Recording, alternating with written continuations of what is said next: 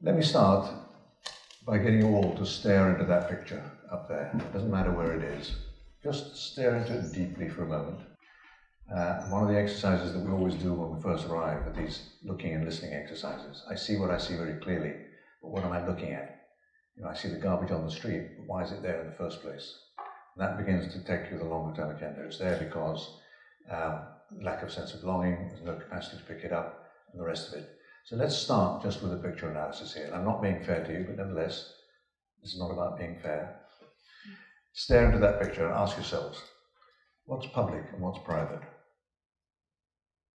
Who owns what? Where are the lot boundaries? What about sanitation? What happens when there's a fire? What kind of technology is it being used? Or can we even call it technology? Or is that too big a word for what is being used in the building process there? How do the kids get to school? Where do they play? What happens when it rains? Where does the rubbish go and who picks it up? All the garbage. What about electricity? Who gets it where and who sells it on to whom? How's that organized? What concept of community is in a place like this, if we can even call it that? Is it homogeneous or is it not? What concept of order or disorder are we prepared to kind of contemplate? When you look at that picture, do you consider it a place in the process of deterioration or a place in the process of consolidation? Is it a place of despair or is it a place of hope? What aspirations, in other words, do exist in that community? What happens when people cook on open fires? What happens to the smoke? Where are the boundaries of this neighbourhood to the next neighbourhood? How are they defined? Is this a gated community? Whatever that means. By which time, when we get to this point, most architects would have either nodded off or switched off, saying to themselves, what's this all got to do with me? I'm an architect, I design buildings. These are not the context in which I work. And I used to be very much in that mode. And there were three major changes for me that occurred that changed my position on that. And the first was a conference at MIT where I was used to teach in Cambridge, Massachusetts, organized by the American Institute of Architects. And it was called The Purpose and Meaning of Architecture. Great. And there was a discussion going on and it was rampant and so on. And then a colleague of mine, an anthropologist who was at the conference, stood up and timed the question and said, why is it every time you meet, you architects talk about the meaning and purpose of architecture? You can carry on doing that for the next 50 years, or you can just stop and be relevant. And I worried for a long while about losing my design abilities. I felt guilt and the sense that getting into this business, the business that I'm going to be talking about, was losing my wonderful creativity, so-called, as being trained as an architect. But at that point, I stopped worrying about it. And I said, well, let's just pursue what is interesting and what I believe to be relevant for me. But the second turning point was a colleague and friend who wrote a book, a guy called John Turner, who wrote a book called Housing by People. And we had lots of discussions about that. And in the book, he made one comment which stands to this day, and I want to use again later on in my talk. And he said, what a house does is equally, if not more important, to what it is. What it is I know about, I can design it. What it is in terms of technology, environmental sustainability, all that great stuff. But what it does in building a sense of belonging, issues of security, generating employment, teaching skills, giving you a sense of dignity, maintaining your cultural identity, my goodness. And at that point again, one starts to switch off. Are these really things to do with me? And they are. They may not be in your field, but they collapse into your field as a responsibility if you're interested in development. And that's the big issue. So the is and the does is something that's really key to take on board. And I don't care whether it's a tree you're planting, what a tree does is equally, if not important, to what it is. What a standpipe and a water pipe does, etc., etc. But the third changing moment for me that got me engaged was a statistic by the UN, an intriguing one. And, statistics, you have to be really kind of careful about how you use them, what they really mean. the UN estimated that something like 5% of the world's, of all building in the expanding cities of the South, talking specifically about cities of the South, something like 5, it doesn't matter if it's 5% or 10%, it's an extremely small amount, is actually planned or designed. Now, if that's true, then I ask myself, how come 95% of architects and planners go chasing 5% of the jobs out there? And they know very well that it's in the other 95% where the real problems lie. And again, it's a choice of careers. Let me remind you, cities in the developing world will account for 95% of urban expansion over the next 2 decades. And by 2030, just a few numbers, 4.9 billion people will live in cities, 1.4 billion of them in slums and shanties, the kinds of places like this. And those 1.4 billion will be poor or otherwise vulnerable, however you define that. Thank you, Andrea. I'm beginning to hiss. Yeah. I promise it's not my... Right? Yeah, that's good. Turn it down a bit. Everybody can still hear okay? Good. It's just when I read my notes. So those 1.4 billion will either be poor or otherwise vulnerable. They will be open to discrimination of various kinds, gender discrimination, age discrimination, whatever. They will generally be socially excluded from city services, housing, and the rest as a result of their ethnicity, their caste, their gender, their age. They will suffer instability of work and insecurity of tenure. Most of these places are not exactly illegal, but they're certainly not legal in terms of tenure. And what I find myself saying to myself, that vulnerability, social exclusion, instability, insecurity are actually everywhere in different forms. But they're most acute in cities because you don't have the social infrastructure or traditional resources to solve your own problems. You become reliant on others to do that for you. And those others are usually government authorities. Those government authorities are poor because their people are poor, because there is enough tax collected to actually invest in systems, and so the system goes on. Yeah? And because there will always be contradictions in development objectives between the moral obligation for equity, which, by the way, quite recently, the UN now links sustainability with equity, particularly equity in relation to accessing resources, land, water, sanitation, knowledge, information. You know. And keep in mind, I always like to quote Tony Judd, some of you may have heard that yesterday, the historian who said, inequity is not just morally troublesome, it's also inefficient. We'll come back to that. In any case, because there will always be contradictions in development objectives between the moral obligation for equity and the economic objective to attract investment. Yeah? Attract investment, improve efficiency, enhance productivity. Cities, they say, will account for something like 70% of the world's GDP over the next 20 years. In fact, it's getting to that point even now. Many people have taken up these issues. Some of you will know the work of the writings of David Harvey, whose book, in his book Rebel City, writing with the reference to the forces which shape cities today, class, power, possessive individualism, he calls it, the rich elite, and he says, and I quote, "We increasingly live in divided, fragmented, and conflict-prone cities. The results of this increasing polarization in the distribution of wealth and power are indelibly etched into the spatial form of our cities, which increasingly become cities of fortified fragments, of gated communities, and privatized public space kept under constant surveillance. These same issues are echoed by many commentators on city form. Anna Minton, for example, wrote a book recently called Ground Control, and she reflects on the way in which planning controls have been negotiated in order to give the market more freedom to turn the city into private enclaves. She says, and I quote, "Under the guise of making places defensible and managing safety more efficiently, behavior is being carefully monitored and controlled. Play is strictly designated to play areas. Public spaces are restricted to use by largely passive activity. Minton's conclusion is that defensible space, secured by design, as they say, produces isolated, often empty enclaves which promote fear rather than safety and reassurance."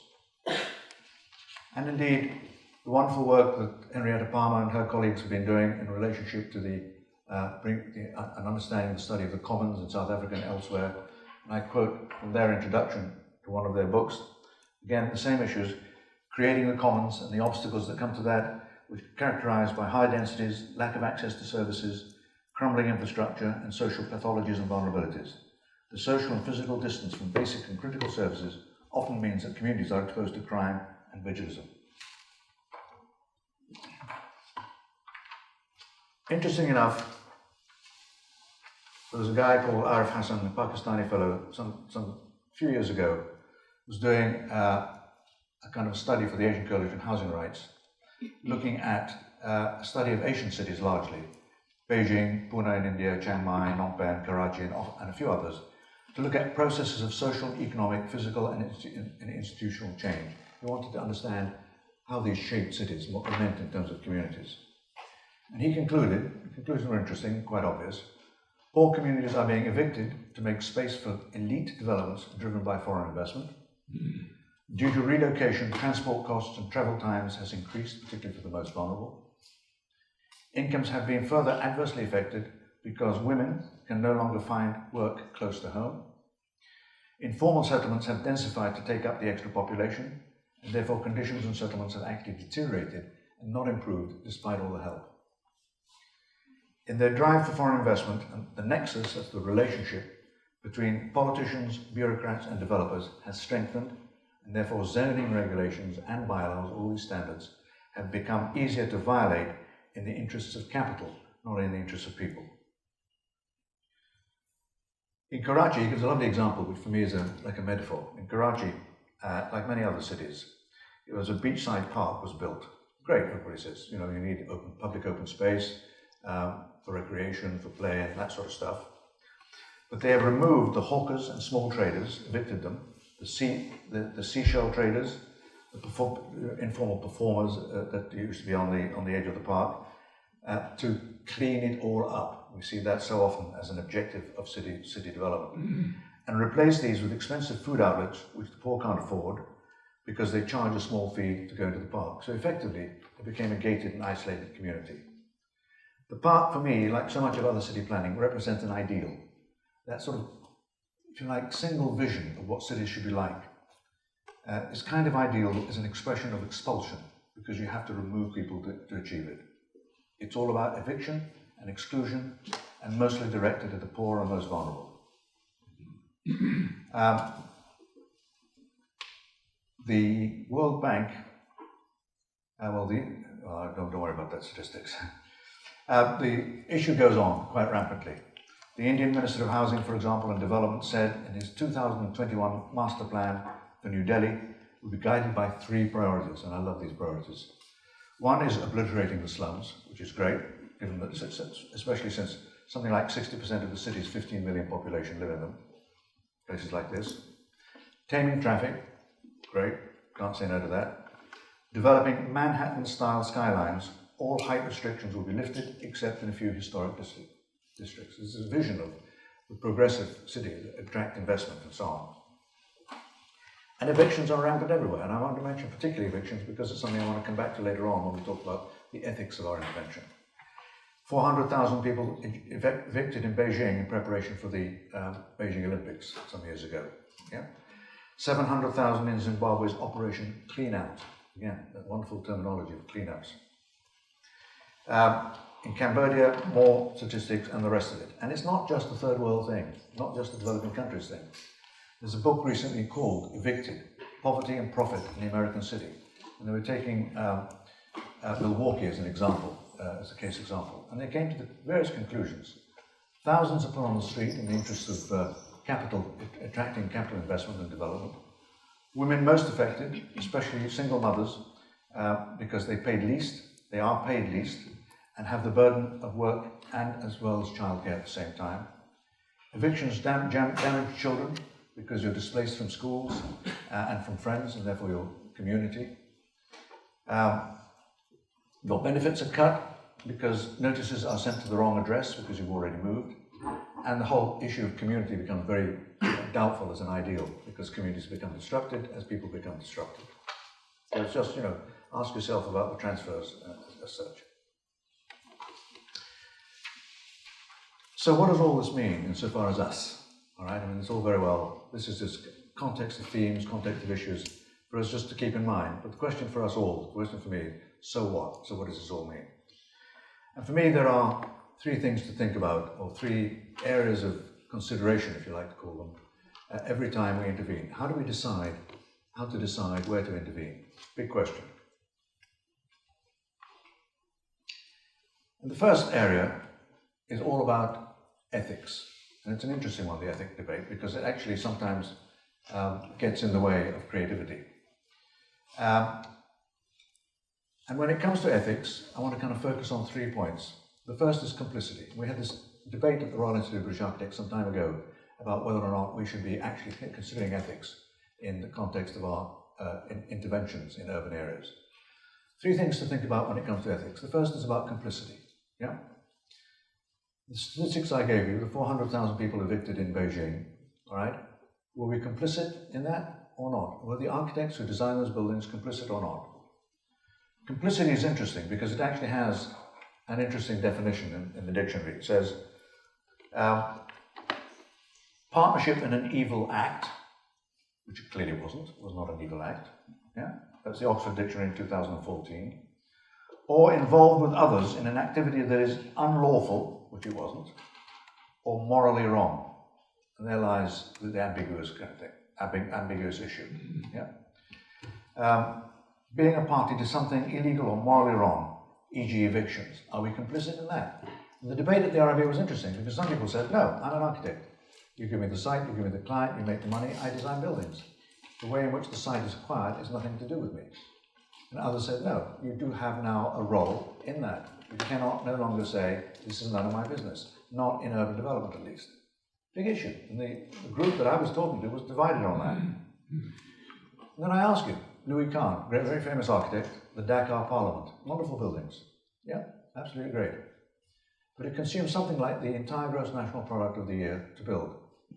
You know, is that complicit in terms of its ethics? Or is that okay? What's that got to do with him? Should we engage with the bigger social moral agenda? I mean, we do engage with big agendas, environmental justice, climate change, infrastructure planning. Why not the moral one? What's wrong with that? Because some people say that ethics gets in the way of good business. We had a wonderful, just before I left MIT some years ago, there was a debate amongst the Harvard Business School as to whether or not ethics should be a subject in business school. The conclusion that it shouldn't be, because ethics gets in the way of good business. Once you start thinking about that, you get into trouble. Well, others say that economics isn't about ethics and morality. One of the past prime ministers of Great Britain, Harold Macmillan, said, if people want morality, let them get it from their archbishops. Anyway, that's the first issue to consider, the issue of complicity. And do we need to engage with that or not? One of the bases on which we decide, and of course it depends on your moral judgment. The second issue when it comes to ethics is, are there universal absolutes that we subscribe to? Yeah? Particularly in developed context, where somehow, there are these statistics that says, gender equality is not negotiable. That's universal absolute. All right? Question, I'll come to the answer in a minute. Some say you can decide on universal absolutes irrespective of context. Forget the context, there are universal absolutes. Gender equality. Smoke, the recent statistics about cooking and open fires, smoke that comes from cooking and open fires in places like this is equivalent to children and women smoking 2 packs of cigarettes a day, because they are mostly present in the area. So they've come to the business of saying, well, all right, a universal absolute, you stop cooking and open fires. Yeah? Keep that in mind. Now, others may say, good or bad, right or wrong, can only be decided according to the culture and the environment. In other words, it's the norms of the context that decide those things. Morality, in other words, is a product of culture. Is it in a globalized world? Well, I'm not giving you any answers here because I specifically want to slightly disturb you here. Yeah? People, and I quote here from the book on ethics, people who speak of good and bad as absolutes are absolutizing, I don't even know that's a word, but that was in the book, the norms of their own society. They take the norms that they were taught to be objective facts and impose them on others. Yeah? I always find the developed practitioner, the answer is somewhere between those worlds. In other words, I call them the moral pragmatists. We had a debate at Harvard when I was teaching there last year for a semester on these issues. And it was an interesting conclusion that we came to. There are moral absolutes when it comes to values. That's, after all, what the human rights, the UN human rights agenda is based on. There are values, but actually the implementation of those values has to be contextualized and may take time. Those whom are required to change have to be agents of that change. Change cannot be imposed. Anyway, keep that in mind. Are there universal absolutes? And to what extent is that something that we take on board? To what extent do we impose those versus do we actually understand those in terms of values and they have to then interpret it and to contextualize? The third aspect of ethics, which we're very bad at, is there is always a negative side of positive. I call it the negative side of positive, and there's also a positive side of negative. Hope you like my glasses, by the way. I've only just recently tried because I'm rather self-conscious about it. The negative side of positive. In other words, whatever we do, wherever we intervene, not everyone benefits in the same way, and some people may be positively harmed. Yeah? So do we expose those, or do we hide that? Because we're taught to be defensive about that. Yeah? We're taught, of course, quite rightly, you can argue, that it's the majority view that counts. So what about the minority that may not actually benefit from the great and the good? Yeah? And then who is that minority? Why are they always the vulnerable? Big questions in that respect.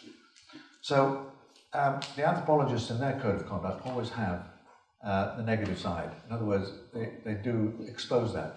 We tend to hide that. Should we be exposing that? Revealing rather than hiding the negative, because then we can engage in the bigger debate.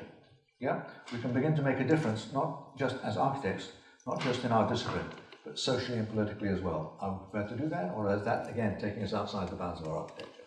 Yeah, much simpler. Give me a building to design. What is all this stuff about? Yeah? Well, there's truth in that too. Yeah. Let me quote again Tony Judd. He said, increasingly when asking ourselves whether we support a proposal or initiative, we tend not to ask, is it good or bad? Instead we inquire, is it efficient? Is it productive? Yeah?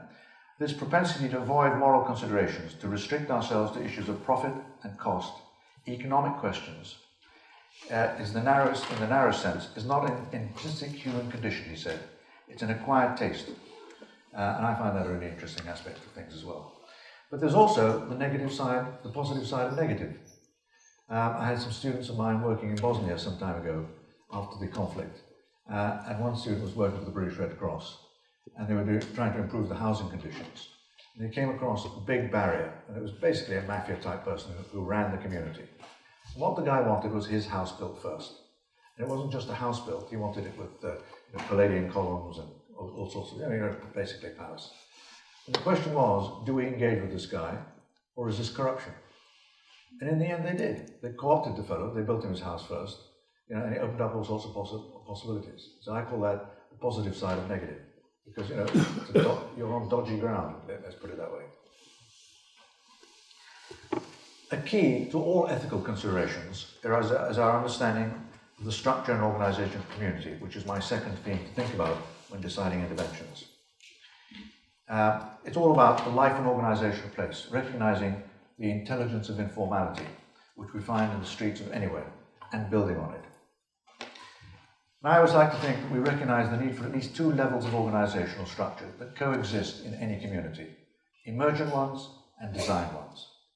Emergent organizations are small, self-organizing, creative, flexible, they respond to need, in other words, they're ingenious. When I looked up the definition of ingenious, I thought, my goodness me, is this really ingenuity? And it was like this. It's an inclination to work with the resources at hand, a knack for combining these resources in surprising ways, and doing it all in a way which is practical. Now, if that's the definition of ingenuity, these guys are all ingenious as far as I'm concerned. In the language of emergence, what we call emergent structures, and I won't go into what emergence comes from because it's an interesting aspect in its own right. It's better, and I quote, it's better to build a densely interconnected system with simple elements and let the more sophisticated behavior and organization trickle up. And I was very interested in the Harvard Gazette, I was mentioning it just yesterday. There was a discussion about the need not to engage with the global agenda for us as it is at the moment, because it's a hopeless agenda to some extent, but actually to engage locally with the community where you can begin to rebuild relationships in a more equitable and moral way. Big question. At least that's where I come from in terms of all the participation stuff. So that's one aspect we see, these emergent structures that are creative, spontaneous, informal, and ingenious. But we also know that cities and human society as a whole also need design structures, physical, spatial, legal, institutional, and so on, with rules, standards, routines, rituals, all of which provide us with continuity, that provide us with the stability that we have. Yeah? It's a sort of shared context of meaning and purpose, a sort of shared sense of place. That's what we share. That's interpreted in terms of our design structures. And as Isaiah Berlin said some years ago, he said, it is to these structures that we give up some of our individual liberties in order to protect the rest. The question is, arguably, how much structure do you design? How much of individual liberty do you give up, knowing that not enough is unhelpful? It leaves too much to discretion. It can lead to chaos, even conflict, because everybody's doing their own thing. There are no common rules, there's nothing we share. Yeah? And yet too much structure, or over-design, is inhibiting. It makes the world look much neater than it really is. Yeah? And it locks you into systems which are top-heavy with rules, regulations, standards, to which you then have to comply. And that relationship between those two worlds, that individual and the community, the design and emergent, is something that was actually taken up by many, many people quite a few years ago. Let me quote some. In the social sciences, there's Berger and Nyhouse, for example, and I quote from their book, and it goes like this. For the individual in modern society, life is an ongoing migration between two spheres, public and private, crudely put. The megastructures are typically alienating, that is, they are not helpful in providing meaning and identity for individual existence. While these two spheres interact in many ways, in private life, the individual is left very much on their own devices, and thus is uncertain and anxious. The dichotomy poses a double crisis. It's a crisis for the individual who must carry out a balancing act between the demands of the two spheres. It's also a political crisis because the megastructures, notably the state, come to be devoid of personal meaning and are therefore viewed as unreal, even malignant. The economist Fritz Schumacher put it slightly differently. He said, in the affairs of men, there always appear to be the need for at least two things simultaneously, which on the face of it seem to be incompatible and to exclude one another. We always need freedom and order. We need the freedom of lots of small autonomous units, at the same time, the orderliness of large-scale, possibly even global unity and coordination. Yeah. What I wish to emphasize, he says, is the duality of the human requirement when it comes to the question of size. There's no single answer. For their different purposes, people need many different structures. For constructive work, the principal task is always the restoration of some kind of balance. And every time you land, wherever you land, there's that relation between the design and emergent structures. And even way back in 1898, the town planner Ebenezer Howard, in terms of his garden city, said, what we have to do in planning is dispense the minimum of organization that would secure the benefits of planning while leaving to individuals the greatest possible control over their own lives. So, you know, it's kind of common sense. It's been there forever as such. When compliance to systems takes precedent over attention to people, systems become self-serving. There was a study done some time ago by the Confederation of British Industries where they interviewed bus drivers because the people complained that buses didn't seem to be stopping at bus stops. You know, what's going on here? You know, people risking their, even now to this day, you have to kind of risk your life because the bus is speeding along.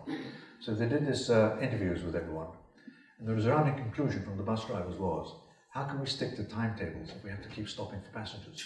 And you go, no, wait a minute, haven't we lost the purpose of the system? Bananas. And you heard it tell me, universities would be great places if only we could get rid of the students.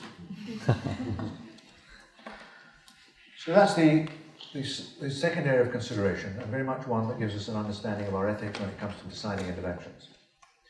The third area of consideration is very much to do with our own professional and changing sets of responsibilities and relationships to the world out there. It's about our own intervention, and importantly about our assumed roles and its responsibilities, and the way we're taught, the way our education assumes what we're going to be when we grow up, as they say. I have what I call my PEAS principle. It's not a green agenda, it's PEAS. Every time we pick up a pencil, we don't pick up pencils anymore, we punch this button here, or whatever we do. I suggest that we invoke at least 4 sets of responsibilities. There's always stuff we provide, there's stuff that we enable, that we have to consider how things will change and adapt, because we know that adaptation is a key aspect of sustaining development. S is sustainability, so PEAS. I wrote a book some time ago called Housing Without Houses, where I argued that we need to shift away from just being providers of housing and become enablers. Yeah? And I've since changed my attitude a little bit there and said, well, there's always stuff that has to be provided. When it comes to housing, it may not be a house entirely. It may be land, it may be money, it may be materials, and so on. But how can you decide what to provide unless you sort out what it is you're trying to enable? And that's the development agenda. The house, the providing is the enabler is the does. Providing on its own, which is what we're accustomed to do, housing, leave it to me, I'll design it for you, becomes either top-down and prescriptive, or it becomes charity, and I have nothing problem with charity. Solutions become over-standardized in search of averages, that sort of lowest common denominator, which gives us a sort of something that's valuable for everybody in general, but nobody in particular. Creativity becomes the mandate of the elite and the gifted. Power relations are reinforced, and you name it. You go down that route, and we've seen it all, in terms of our defensiveness of our profession. And even as charity, it induces a sort of moral superiority amongst the provider. When I give to charity, I feel really good about myself, and I wonder if that's more important than actually what the silly little amount of money that I've given. Again, I have to be careful here. In any case, providing on its own is not sustainable. So the question is, what is it trying to enable? And that's my second. E is the enablement. Providing on its own tends to be disciplinary. It's all about bringing people back into your discipline, defining the world in a way that I can begin to solve it, as it were.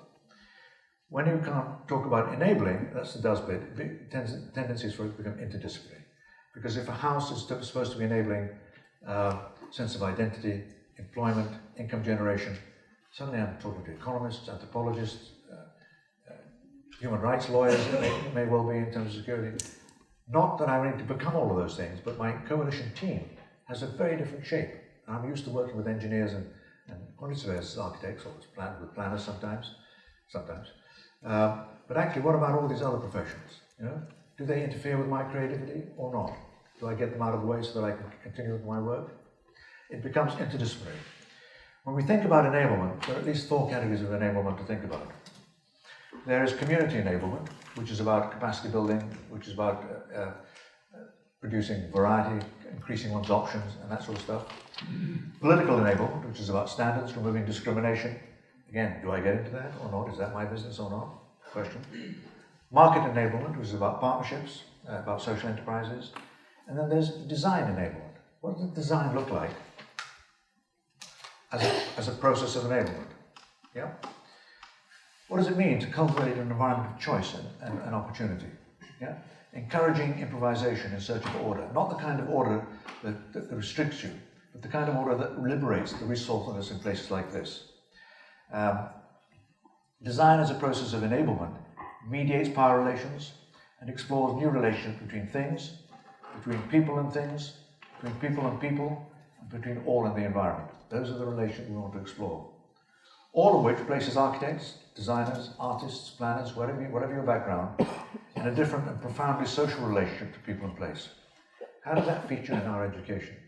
Right? Where does that feature? And we always talk about interdisciplinary work, but actually we don't really engage with it effectively. Interdisciplinary work is not just about working with others, it's about redrawing the boundaries of each discipline so that they can actually be partnerships and look at the impact that one discipline has on the other in search of that order that I was talking about. So that's the E, the enablement. The A is all about adapting. Things change. We know that things change, and yet that's not something that we consider in our work, is it? In fact, we like to kind of assume that once I've done it, that's it. Don't touch it. If you touch it, you will destroy the architecture, or whatever it might be. We accept with adaptation in the Peace principles that change the places. In order to maintain good fit between places and people, we have to make places fit for change. What does that mean in terms of what we provide? Have we provided too much, or have we not provided enough? Do we need to now provide more information, more skills, more structure, whatever that means, and so on. Colin Ward when he talked about the infinite variability of the vernacular, yeah? Where he talks about improvisation is the user's art. That's actually Richard said it. Improvisers recognize the important relation between the individual and the collective. They have rules usually set by the limits of their resources and materials, just as I was saying earlier. There was a wonderful interpretation of what improvisation is here by Scott Burnham, and he calls it design hacking, which I find very interesting. We call it hacking. And he says, and I quote, "Hacking represents can't even say the word, reciprocity between the user and the designer. While it complicates authorship and challenges the designer's instinct for control, hacking also breaks down barriers between design and people and yields significant benefits in the process. It creates new engagement between the product and the consumer, mediates relevance and necessity in design, creates abundance from limited resources." Call it what you want, but importantly, there's often a reference back to a guy called Simon Nicholson, his theory of loose parts, which I still find useful. He actually developed it in the context of designing playgrounds for children, not just to play in, but to learn whilst playing. And he said, in any environment, both the degree of inventiveness and creativity and the possibilities for discovery are directly proportional to the number and kind of variables in it. How many variables are there in the places that we have that can be adapted and made personal? How do we invite change in order to create an architecture of opportunity, an architecture of invitation? How should we design in order to liberate rather than confine all this ingenuity and resourcefulness? Big questions, which I think we take. We know that adaptation is an important part of sustaining. In order to sustain something, it's got to be able to change to continue that fit. So the S is all about sustainability. When I do my field work, one of the things I love doing is collecting shop signs, because they tell you an awful lot about the character of the place, and it's so inventive. I remember in South Africa, in the townships, there was this lovely sign that went, "Head shine and shoe shine, we work at both ends." Fantastically creative. You know, you polish your shoes while having your haircut, why not? I haven't really even thought of that. Then I remember seeing Wally the Undertaker with "The Last to Let You Down." My goodness, that's a bit freaky, but totally poetic in a way. But the guy that we had to stop and talk to was the Sustainable Barber Shop. And I thought, my goodness me, what is a sustainable barber shop? And this was where the word sustainability was being used everywhere in post-apartheid South Africa. And I half thought that maybe he's got these solar-powered razors and recycled grey water, maybe even a copy of the Brandon report on his desk, so he's working it out. We went in there and we talked to the guy, and you know, he'd never been asked this before. He said, "What is this?" He said, He thought for a minute. He said, "Well, when my customers come in, I cut just enough hair so they're satisfied, but not too much so they come back sooner rather than later." I thought, this guy is not trying to save the world, he's trying to save his business. In any case, by the time you've looked at and referred back to what it is you're providing, enough or not, how it's going to be, what it is it's enabling, how it might change and how you help the process of change rather than restrict it, you've already got a definition of sustainability in that respect. How do you keep things going? Finally, let me quote Aristotle, going back a long way, when it comes not just in terms of the skills that we need, but the competences that we need to work in these ways as practitioners. And Aristotle talked about two things, prudence on the one hand and wisdom on the other hand.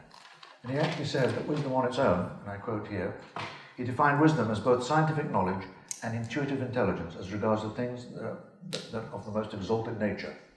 But he also said that those people who are wise are not necessarily practical. So he actually said that prudence is about practical wisdom. And the definition of practical wisdom interested me enormously in terms of the competences that we bring and cultivate in our education as professionals working in this area. And Aristotle identified three types of prudence or practical wisdom. What he called deliberative excellence, which is actually the ability to weigh up, analyze, and deliberate toward the right decision, taking account of all the things that we talked about, ethics, the structure of community, PEAS, with careful attention to context and context-specific considerations. The second is understanding, based as much on empathy. These are tricky words. How do we teach empathy? I have no idea. Based as much on empathy as on scientific knowledge and shared between disciplines. In other words, even at that time, he was talking about interdisciplinary work. Yeah? We call it the peer group production of knowledge, that when you work in an interdisciplinary way, your peer groups are actually, you're all involved in the production of knowledge. And the third was good judgment, judging correctly, which is just and equitable, based on ethical considerations, on disciplinary criteria for judging equality, and on interdisciplinary understanding of interrelationship between our issues on quality of life considerations, all of which are fundamental to building resilience, ensuring social sustainability, all fundamental to deciding interventions, and fundamental to building an architecture of knowledge, an open architecture of knowledge and information. Finally, let me end with one quote. Sorry, I'm nearly finished. Yeah? How are we doing? Not good. Those of you who were with me yesterday know that I talk an awful lot. Never mind. Now I go back to, some of you have heard this quote, but it's a colleague of mine at MIT, Don Schoen, who wrote a book called The Reflective Practitioner. And he raised an issue which I think is troublesome to all of us, and still to this day troublesome. How do we come to terms with it? And let me quote. And he said, "In the geography of professional practice, there's a very dry high ground where you can practice the techniques and use the theories on which you got your PhD. Down below, there's the swamp where the real problems lie. The difficulty is to decide whether to stay on the high ground, where you can be rigorous but deal with problems of much lesser importance, or go down to the swamp to work on problems you really care about, but in a way you see as hopelessly unrigorous. It's a dilemma of rigor or relevance. You can't have both, and the way in which people choose between them sets the course of their professional lives. One consequence is that professionals who stick to the high ground become not only separate from practice, but increasingly divergent from it." I used to agree with Don Schoen. We used to talk about this quite a bit, and I've slightly changed my position and changed the question. For me, the question is slightly different. The question is, how do we be rigorous to our discipline as designers or whatever you are, but in ways which are relevant to the issues we face today, which you can no longer write off as being somebody else's problems. Thank you very much.